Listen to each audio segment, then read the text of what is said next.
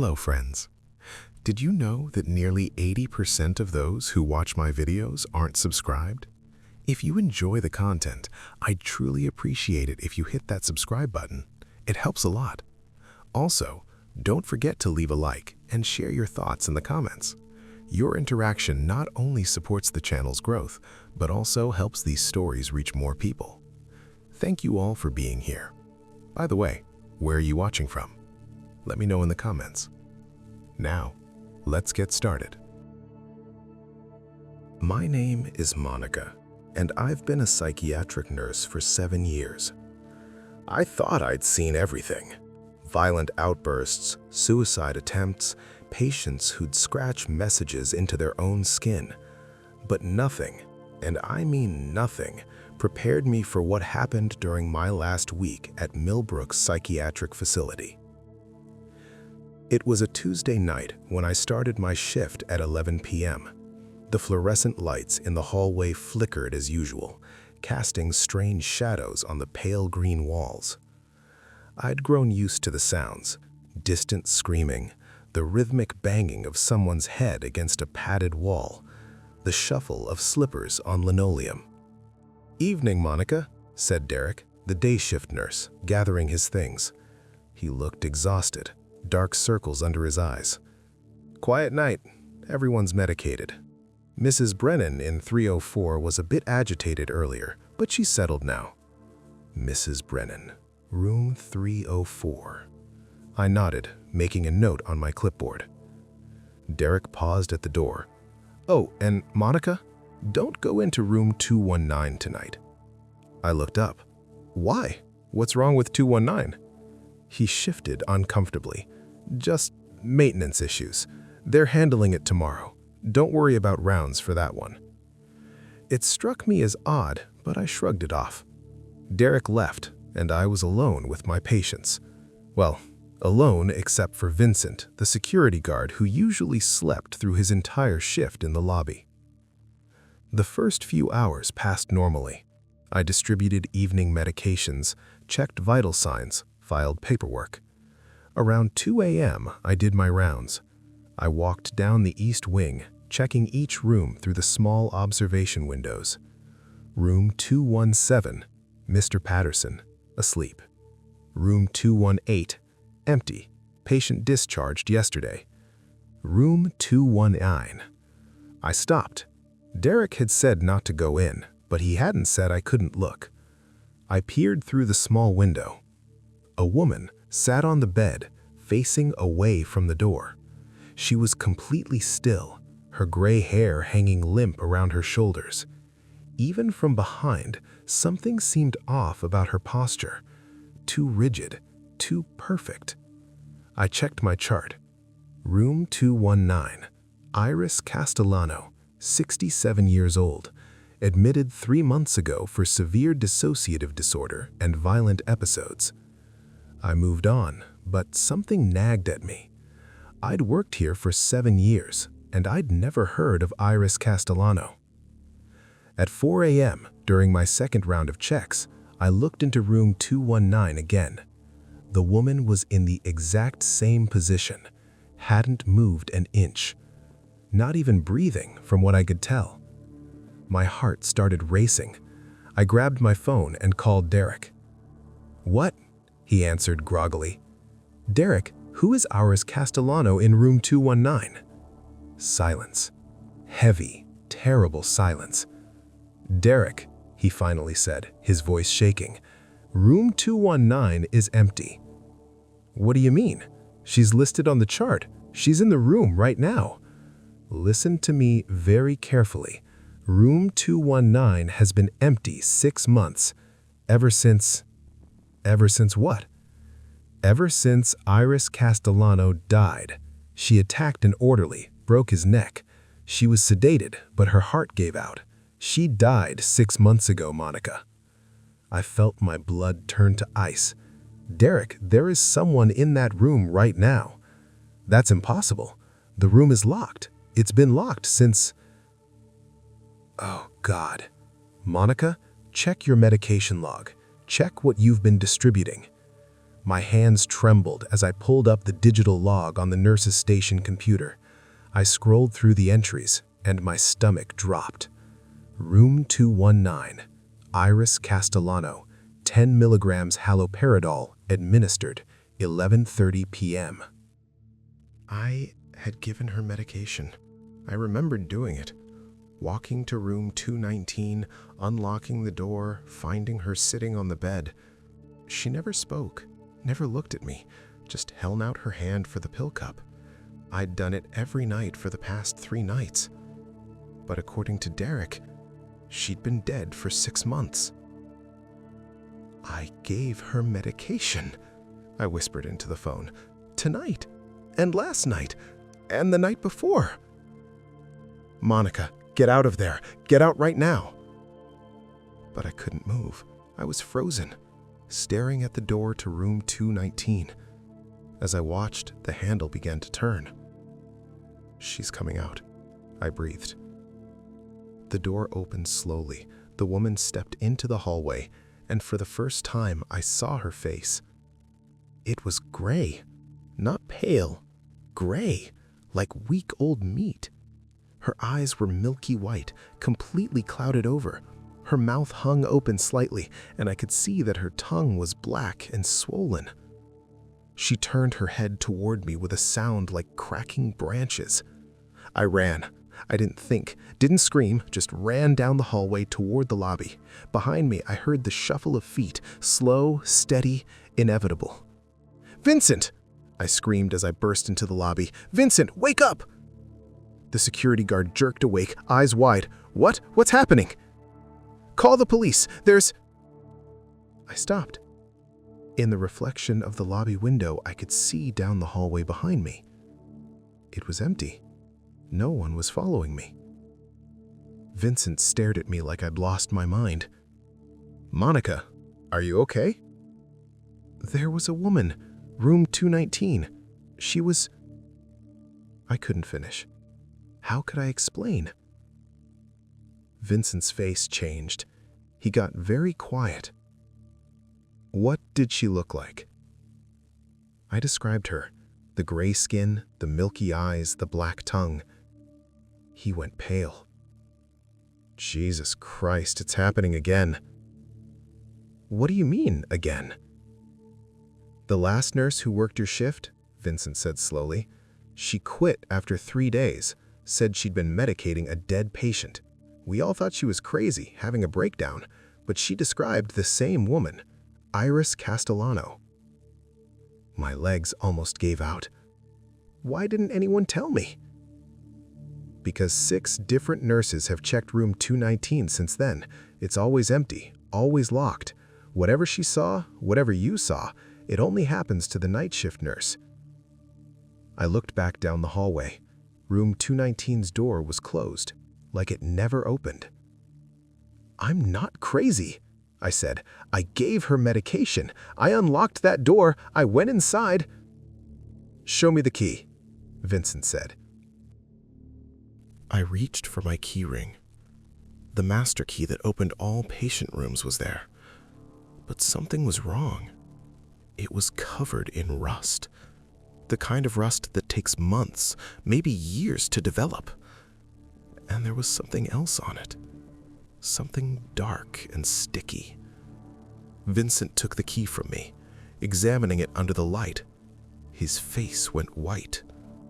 Monica, this is blood. Old blood. I backed away from him. From the key, from everything. I want to see the room, right now. Are you insane? I need to know I'm not losing my mind. We walked back down the hallway together, Vincent holding his flashlight like a weapon. When we reached room 219, he tried the handle. Locked. He pulled out his own master key and unlocked it. The door swung open. The room was empty. Completely empty. No bed, no furniture. The mattress had been removed. But on the floor, in the center of the room, was a pill cup. A small plastic cup like the ones I used to distribute medication. I had left that there. Tonight. Vincent picked up the cup, and we both saw what was inside. A single white pill. Haloperidol. Exactly what I'd given her. "This isn't possible," I whispered. That's when we heard it. From somewhere deep in the walls, a voice, raspy, barely human. "Thank you for the medicine, nurse." We ran. We both ran, and we didn't stop until we were outside in the parking lot, gasping for air under the streetlights. I quit that night, didn't even go back for my things. But here's what I found out later, after I'd filed my resignation and tried to forget the whole thing. Iris Castellano had been a nurse herself 40 years ago at that same hospital. She'd been medicating patients, overdosing them actually, killing them slowly over weeks and months. When they finally caught her, she'd already murdered 7 people. The orderly she killed on her last night? He wasn't the first person she'd attacked. He was the first one who fought back. And here's the part that keeps me awake at night. I accessed the old employee records. I found her photo. The woman in room 219, the woman I'd been medicating for 3 nights, it was her. But not as a patient. It was Iris Castellano in her nurse's uniform from 1982. Whatever I'd been giving medication to wasn't the patient Iris. It was Nurse Iris, still making her rounds, still doing her job, still in that hospital, even after death. 3 more night shift nurses have quit since me. They all reported the same thing. A woman in room 219, gray skin, milky eyes, always waiting for her medicine. And here's what terrifies me most. I looked at the medication logs from those other nurses. The dosage of haloperidol increases each time. Last I checked, it was up to 50 milligrams, a fatal dose for any living person. Whatever is in room 219 isn't getting better. It's getting stronger. I still have nightmares about that night. Sometimes I wake up and check my hands expecting to find rust and blood under my nails. I changed careers. I work in pediatrics now, day shift only. But I can't shake the feeling that somewhere in Millbrook Psychiatric Facility, room 219's door is opening again. Another nurse is making her rounds, checking her clipboard, preparing medications for the night. And when she reaches that room, she'll see a woman sitting on the bed, gray and still, holding out her hand, waiting patiently for her medicine, just like I did. If these stories are keeping you hooked, subscribe and stay with us in the dark. Let's proceed with the next story. My name is Trevor, and I've been a security guard for 9 years. Hotels, office buildings, shopping malls, I've worked them all. But the overnight shift at St. Augustine Medical Center, that was supposed to be easy money. A hospital parking garage, 5 levels, maybe 20 cars total during the night shift. I'd watch Netflix, do a couple of walking rounds, collect my paycheck. That's what I thought anyway. It was my 3rd week on the job when things started getting weird. I was sitting in the security office, a cramped room on the ground level with monitors showing feeds from 20 different cameras throughout the garage. The time was 2:47 a.m. I was half watching some action movie when movement on monitor 12 caught my eye. A car was driving up the ramp to level 4. A dark blue sedan looked like a Honda Accord. I watched it circle level 4 once, then disappear up the ramp toward level 5. Normal enough, someone visiting a patient probably. But then 5 minutes later, the same car came back down to level 4, circled again, headed back up. I frowned, Weird, but maybe they were lost. The garage could be confusing at night. 10 minutes later, same car, same pattern. Down to 4, circle, back up to 5. I switched to the level 5 camera. The top level was completely empty. No parked cars, no people, just concrete and shadows under the harsh fluorescent lights. But I just watched that sedan drive up there. I rewound the footage, watching carefully. The car appeared on the level 4 ramp, circled level 4, drove up toward level 5. But when I checked the level 5 feed at the exact timestamp, nothing. The car never arrived. My skin prickled. I told myself it was a camera glitch, the angle was weird, or maybe there was a blind spot. 20 minutes later, the car appeared again. Same dark blue sedan, same pattern. This time, I zoomed in on the driver's side window as it passed camera 12. The car was empty. No driver, no passengers, just an empty car driving itself in circles. I stood up so fast I knocked over my coffee. What the hell? I grabbed my flashlight and radio, heading for the stairs. Protocol said to investigate any unusual activity. This definitely qualified. I took the stairs 2 at a time, my footsteps echoing in the concrete stairwell. When I reached level 4, I pushed through the door and looked around. Empty. Completely empty, except for 3 parked cars, all of them covered in dust like they'd been there for weeks. No dark blue sedan. I walked the entire level, checking behind pillars, looking for any sign of the car I'd seen on the monitors. Nothing. My radio crackled. "Trevor, you there?" It was dispatch, Helen, working the overnight desk. "Yeah, I'm here. I'm on level 4. "Why? Is something wrong?" I hesitated. How did I explain this without sounding insane? "I saw a car on the monitors. It's been circling for the last hour, but I can't find it." Silence. Then, "Trevor, is this your first time working at a hospital?"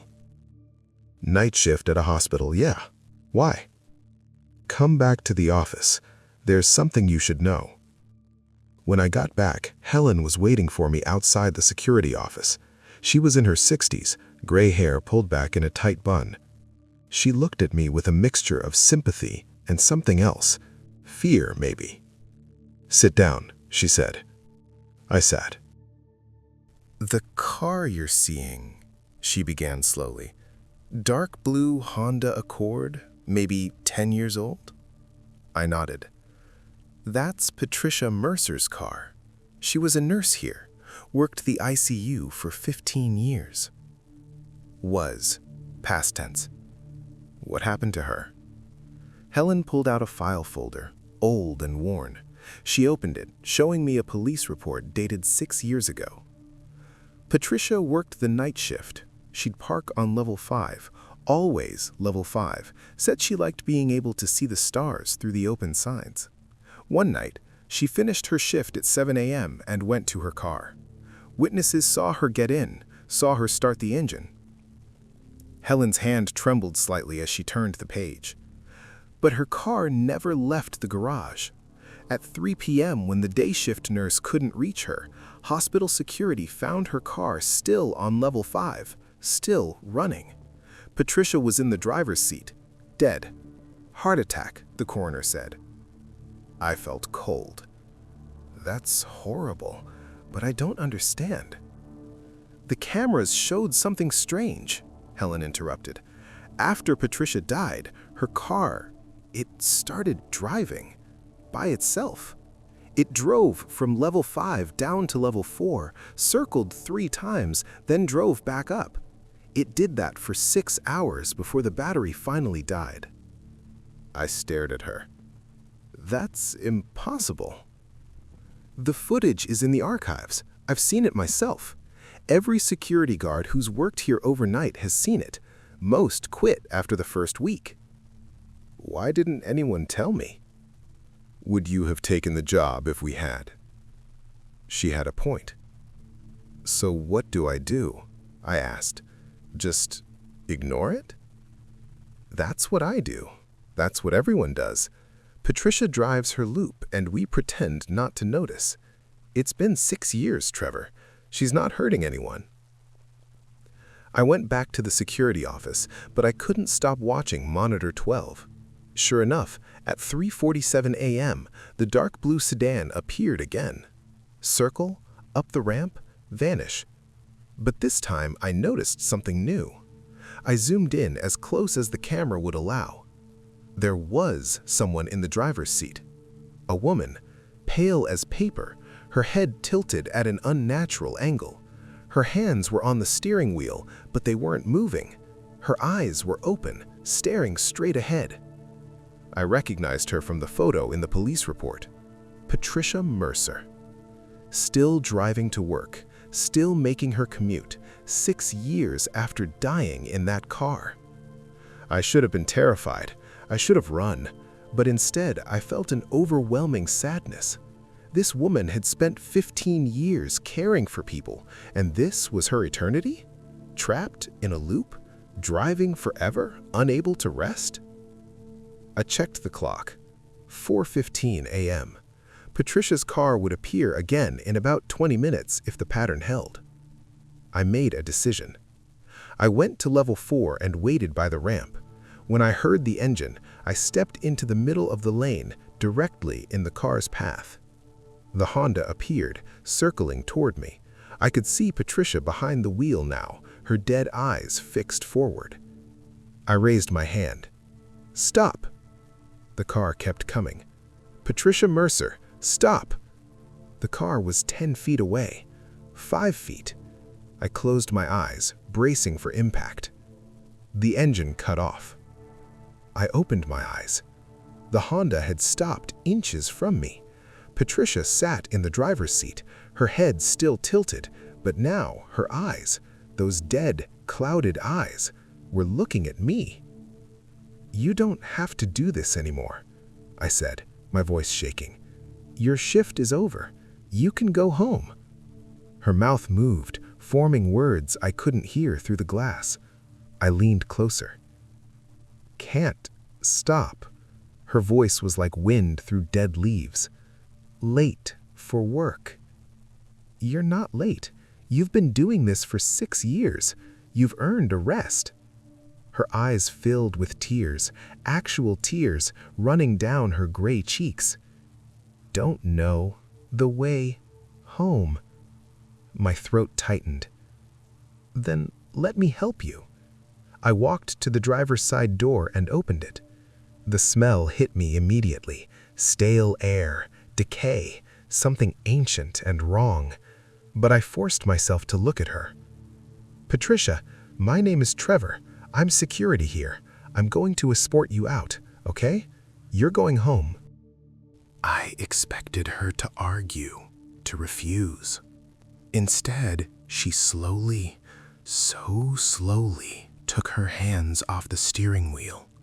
Her movements were jerky, mechanical, like she was remembering how to be human. I held out my hand. After a long moment, she took it. Her hand was ice cold. I helped her out of the car. She stood there, swaying slightly, still wearing her nurse's scrubs from 6 years ago. They were stained and rotted. "This way," I said, gently leading her toward the exit ramp. We walked together down to level 3, then level 2. With each level, she seemed to become less solid, more transparent. By the time we reached level 1, I was barely holding her hand anymore. It was like grasping smoke. At the exit, where the garage opened onto the street, she stopped. "Thank you," she whispered, and her voice sounded younger, lighter, more alive. Then she stepped out into the morning darkness. The sun was just beginning to rise, and she was gone, simply dissolved into the air like morning mist. I stood there for a long time, watching the empty street. When I went back to the security office, I checked the cameras. Level 5 showed Patricia's car, still parked where it had been for 6 years. driver's door open. But as I watched, the car began to fade, like an old photograph left in the sun. It grew lighter and lighter until there was nothing left but an empty parking space. Helen came in an hour later. "Trevor, you look like you've seen a ghost." "I did," I said, "but I think she's gone now." I showed her the camera feed, the empty space on level 5. Helen's eyes went wide. "Oh my God, what did you do?" "I helped her find her way home." 3 months have passed since that night. Patricia's car hasn't appeared on the monitors again, but sometimes, around 3 a.m., I swear I can smell jasmine perfume, the same scent that was listed in her belongings inventory from the police report. I like to think it's her way of saying thank you. But here's the thing that keeps me up some nights. Last week, I was reviewing old security footage, trying to figure out a discrepancy in the logs. I went back through 6 years of recordings from level 4. Patricia's car isn't the only vehicle that drives in circles. There's a black pickup truck that appears every night at 1:15 a.m., a red minivan at 4:30 a.m., a white SUV at 2:45 a.m., all of them driving themselves, all of them with dead drivers behind the wheel. I've started making a list of vehicles and times. There are 13 so far. 13 dead people, trapped in their cars, driving their final commute forever. And I'm the only one who can see them, the only one who can help them find their way home. I still work at St. Augustine Medical Center, still do the overnight shift, but my job has changed. I'm not just a security guard anymore. I'm a guide, a lighthouse for the lost. Every night, I watch the monitors. I wait for the dead to make their rounds, and one by one, I help them find the exit they couldn't find in life. It's the least I can do. After all, we're all just trying to get home. If these stories are keeping you hooked, subscribe and stay with us in the dark. Let's proceed with the next story. I had given her medication. I remembered doing it. Walking to room 219, unlocking the door, finding her sitting on the bed. She never spoke, never looked at me, just held out her hand for the pill cup. I'd done it every night for the past 3 nights. But according to Derek, she'd been dead for 6 months. "I gave her medication," I whispered into the phone. "Tonight, and last night, and the night before." "Monica, get out of there. Get out right now." But I couldn't move. I was frozen, staring at the door to room 219. As I watched, the handle began to turn. "She's coming out," I breathed. The door opened slowly. The woman stepped into the hallway, and for the first time, I saw her face. It was gray, not pale, gray, like week old meat. Her eyes were milky white, completely clouded over. Her mouth hung open slightly, and I could see that her tongue was black and swollen. She turned her head toward me with a sound like cracking branches. I ran. I didn't think, didn't scream, just ran down the hallway toward the lobby. Behind me, I heard the shuffle of feet, slow, steady, inevitable. "Vincent!" I screamed as I burst into the lobby. "Vincent, wake up!" The security guard jerked awake, eyes wide. "What? What's happening?" "Call the police. There's—" I stopped. In the reflection of the lobby window, I could see down the hallway behind me. It was empty. No one was following me. Vincent stared at me like I'd lost my mind. "Monica, are you okay?" "There was a woman, room 219. She was—" I couldn't finish. How could I explain? Vincent's face changed. He got very quiet, What did she look like? I described her, the gray skin, the milky eyes, the black tongue. He went pale. Jesus Christ, it's happening again. What do you mean, again? The last nurse who worked your shift, Vincent said slowly, she quit after 3 days, said she'd been medicating a dead patient. We all thought she was crazy, having a breakdown, but she described the same woman, Iris Castellano. My legs almost gave out. Why didn't anyone tell me? Because 6 different nurses have checked room 219 since then. It's always empty, always locked. Whatever she saw, whatever you saw, it only happens to the night shift nurse. I looked back down the hallway. Room 219's door was closed, like it never opened. I'm not crazy, I said. I gave her medication. I unlocked that door. I went inside. Show me the key, Vincent said. It took her 10 minutes to find them in the old system. When she did, she went pale. Caleb, there's a 911 call from that night, from 4782 Blackwood Lane. Play it. She hesitated, then clicked play. Static. Then, 911? What's your emergency? A woman's voice. Please help me. I'm trapped in the basement. I can't get out. It was the exact same voice I'd just heard. Same words. Same terror. There's smoke everywhere. Please, you have to help me. The dispatcher 20 years ago had done everything right. Dispatched fire immediately, talked Rebecca through it. But the fire had spread too fast. By the time units arrived, the house was fully engulfed. Rebecca Hollis died in that basement. Grace died in her second-floor bedroom. And now, 20 years to the day, I'd received the exact same call. This is impossible, Maya whispered. My radio crackled. Dispatch, this is Engine 7. We're on scene at 4782 Blackwood Lane. There's nothing here, just an empty lot. I keyed the mic. Copy that, Engine 7. Stand by. I didn't know what else to say. But then the engine captain came back on. Dispatch, we're detecting a thermal signature. High heat, concentrated in one area of the lot. Permission to investigate? I exchanged glances with Maya and Curtis. Copy. Proceed with caution. We waited. 5 minutes. 10. The silence in the call center was suffocating. Finally, Dispatch, you're not going to believe this. We're getting residual heat patterns in the ground, like there was a fire here recently. But that's not the weird part.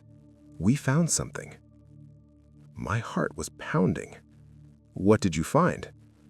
There's a basement, or what's left of one. Must have been sealed when they demolished the house. The concrete foundation is partially collapsed, and underneath, Jesus, there's a body. I felt like I'd been punched in the gut. Say again? A body. Female. Badly decomposed. She's in what looks like a crawl space near where the basement stairs would have been. She's holding a child's bedroom door handle, like she was trying to get upstairs. Rebecca, still trying to save her daughter. For 20 years, her remains had been there, undiscovered. There's something else, the captain said, and his voice was shaky. The body is warm. I mean, she's been dead for years, obviously, but the thermal camera is showing active heat signature, like she's still... Still what? I demanded. Still burning. I ripped off my headset and ran, out of the call center, down 3 flights of stairs, to my car. I don't know what I was thinking. I just knew I had to get there. I arrived at 4782 Blackwood Lane 20 minutes later. Fire trucks surrounded the lot, their lights painting the scene in red and blue. I showed my ID and ducked under the police tape. The lot was torn up. excavation equipment brought in to carefully extract the remains. I saw the pit they'd dug, exposing the old basement foundation. And there, in a body bag on a stretcher, was what was left of Rebecca Hollis. Captain Morrison saw me and walked over. "You the dispatcher who took the call?" I nodded. "Hell of a thing," he said. "We would never have found her if you hadn't sent us here. The lot's been empty for 20 years. No reason to dig." "The call," I said. "Did you hear about the call?" "Yeah, dispatch told me. Same call, same date, 20 years apart." He shook his head. "I don't believe in ghosts, but I don't know how else to explain it." I walked closer to the excavation site. The smell of smoke was overwhelming, even though there was no fire. Just the ghost of one, burned into the earth itself. "Caleb," Maya had followed me. She looked shaken. "You need to hear this." She held up her phone, playing audio from the archived 911 call. Rebecca's last words from 2004. "I can't breathe. Grace. Tell Grace I love her." Then, something I hadn't heard before.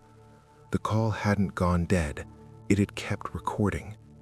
For 30 seconds, there was just the sound of the fire, the roar of flames, the crack of timber. And then, barely audible, "Help me. Please. Someone help me."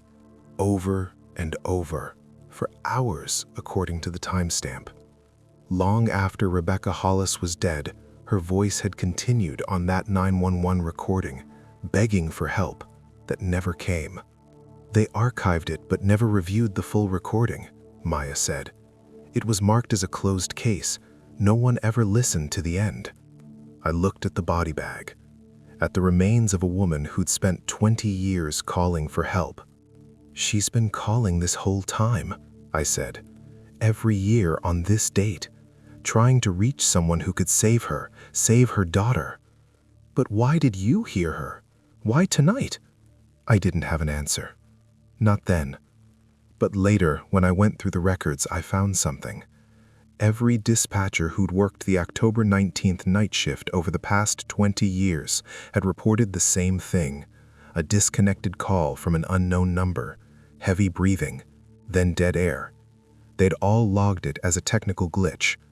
I was the first one who'd heard her voice, the first one who'd listened, the first one who'd sent help. They buried Rebecca and Grace together a week later. The coroner said Rebecca's body showed evidence that she'd survived for hours in that basement, breathing smoke, trying desperately to get to her daughter. She'd died slowly, painfully, alone. At the funeral, I met Rebecca's sister, Margaret. She was in her 60s now, gray-haired and worn. "Thank you for finding her," she said, gripping my hands. "We never got to say goodbye.